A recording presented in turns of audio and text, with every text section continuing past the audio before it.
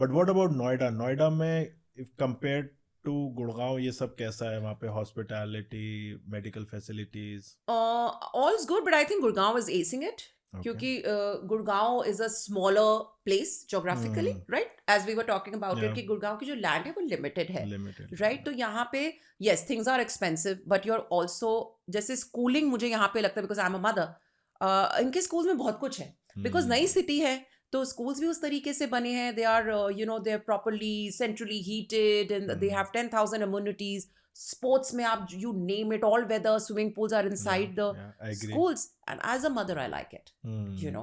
And I prefer that sort of an infrastructure to anything else, and I'm sure Noida will have its own things, but I think uh, जिनकी जिनकी affordability है एक range में, they would rather move to Noida, because Gurgaon is expensive, as a city.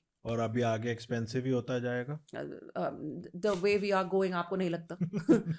It is, yeah, I mean, it is an expensive city to live in, because the kind of things that you are getting are सब कुछ ही 5 kilometre में चाहिए, तो उस हिसाब से आप वो पे भी कर रहे हैं.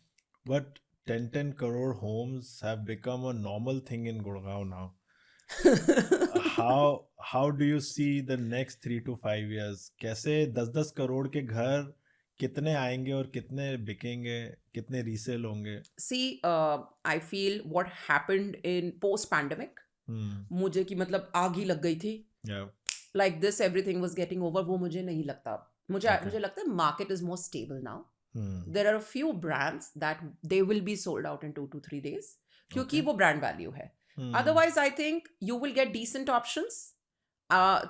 Appreciation, मतलब मुझे लगता है कि properties are going to go higher, but I think not the way it happened post pandemic, कि बिल्कुल ही मतलब you were just minting money, वो मुझे होता हुआ भी नहीं दिखता. जंप नहीं आएगा. Not at all. I think वो उसमें बहुत ही sentimental change आ गया था एकदम real estate में. स्लो एंड स्टेडी रहेगा. A little stabilized. Yeah. Investors will make money, but मुझे लगता है कि gradually, Yeah. like a more realistic approach towards real estate. But अभी एनआरआईज का बहुत फोकस आ गया है इंडिया की तरफ, गुड़गांव की तरफ, इवन बैंगलोर, पुणे, हैदराबाद, बिल्कुल. Goa. I see so many NRIs investing, and with players like DLF, they are also promoting heavily in other countries. Right. You are also working with NRIs. Have you seen any trend? Yes, so I specialize in NRI clients, and जो मुझे समझ में आया है कि see, India economically is booming, right? And I'm not saying कि of course there are disparities. We have all the economies of the world have some problem, but India as a country is growing. Internationally we are put on the map.